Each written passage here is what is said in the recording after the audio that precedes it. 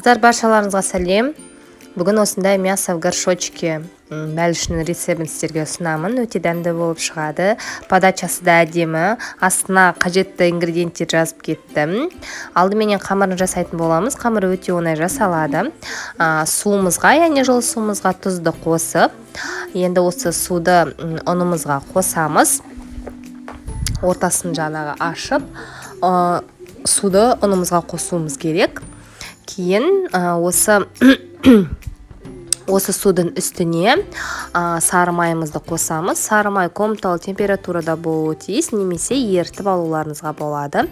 Осының барлығын араластырып, жақсылап тұрып қамыр елесте. Жалпы менде осы көрсетілген бойынша 330 грамм ұнға 180 грамм су құйдым миллиграмм. Сонымен жалпы қамырым жақсы болып иленді, қолға жабысып бұлжырамайды, және де иіні жақсы қанды. Осыны жақсылап тұрып үстелге де осылайынан бірнеше рет жаңаға илеп, жақсылап тұрып илеп аламыз да. Мен аздап тоңазытқышқа қойып қойдым, салмасын дайындап алғанша, бірақ ол міндетті емес, бірден жасай берсеңіздер де болады. Мен аздап тоңазытқышқа қойып қойдым. Салмасына алдын ала бәрін турап алдым. Пиязды ұсақ қып турадым, төрпішті етіп картопымды турап алдым. Сәбізімді де осындай төрпішті етіп турап алдым. Мен піскен ет қолдандым. Қыздар, жалпы шиқы етпен де пісіруге болады. Менің осы жолы піскен ет бізде өте көп қалды үйде. Сол себепті мен осы піскен еттен жасадым. Енді табамды қыздырып аламыз. Табамыздың үстіне азғантай мөлшерде сұйық май құямыз.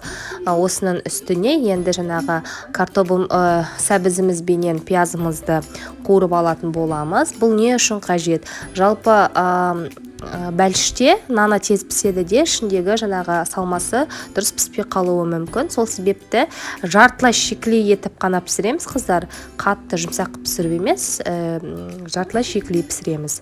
Содан кейін яғни етімізді қосамыз. Міндетті түрде дәміне қарай тұзбенен бұрышын қосасыздар, енді ол міндетті түрде. Кейін осылай картопымызды қосып, газдың астын ақырын қойып, суыр тартылғанша жақсылап тұрып қуырасыздар. Шамамен бір 10 минуттей менде қуырылды. Жаңа картопым әлі қатты болып қалды. Ол солай болады, ол дұрыс. Енді қамырымды алам. Қамырым холодильникте тұрғаннан кейін біраз жақсы иіні қанып жақсы болып тұр.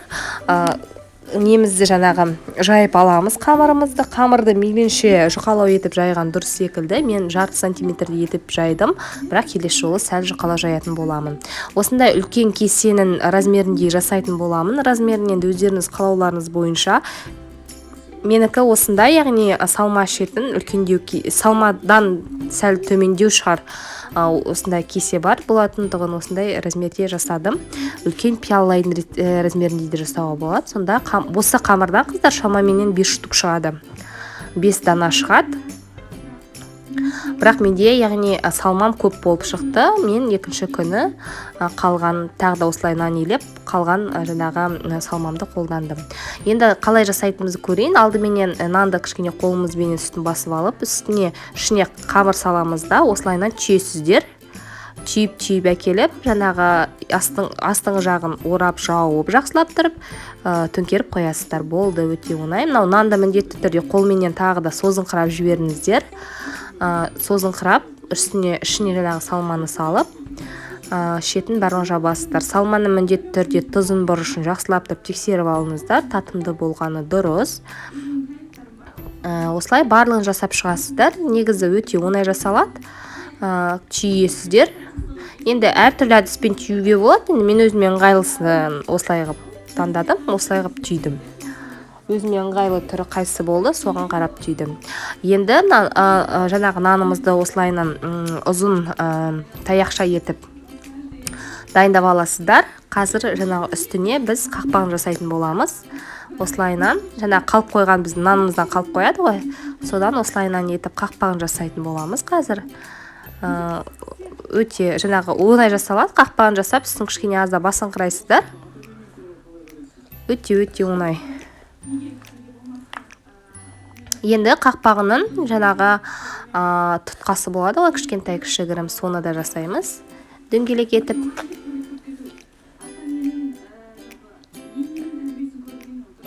осылайына қақпақтарын қойып шығамыз да жұмыртқаның сарысын аласыздар дағы. Жұмыртқаның сарысына кішігірім сүтке құюға болады, енді ол қалауларыңыз бойынша. Мен тек қана жай жұмыртқаның сарысын жақтым. Жұмыртқа болмай жатса сүтте жағуға болады. Осылайынан барлығын жайып шығасыздар. 180 градусқа қыздар, мен шамаменен 40 минуттай пісірдім. Үсті сарғайып піскенге дейін. Әркімнің пеші әртүрлі, енді пештеріңізге қарай. Пеш әртүрлі болады. Жалпы менікі 180 градуста, электролюкс пеші 180 градуста 40 минуттай пісті. Міне осындай сарғайып тұрып піседі, тіпті үстінен майы да шыңқырап пісіпті. Өте дәмді болып шығады, міндетті түрде жасап көріңіздер. Бастысы дәміменен бұрышын, тұзыменен бұрышын жақсы салсаңыздар болды. Кейін үстінен пышақпен кесіп, осылайына подача жасайсыздар. Ішіне тіпті май салып та беруге болады. Өте күшті болып шығады қыздар, міндетті түрде жасап көріңіздер. Мясо в горшочке болып шықты.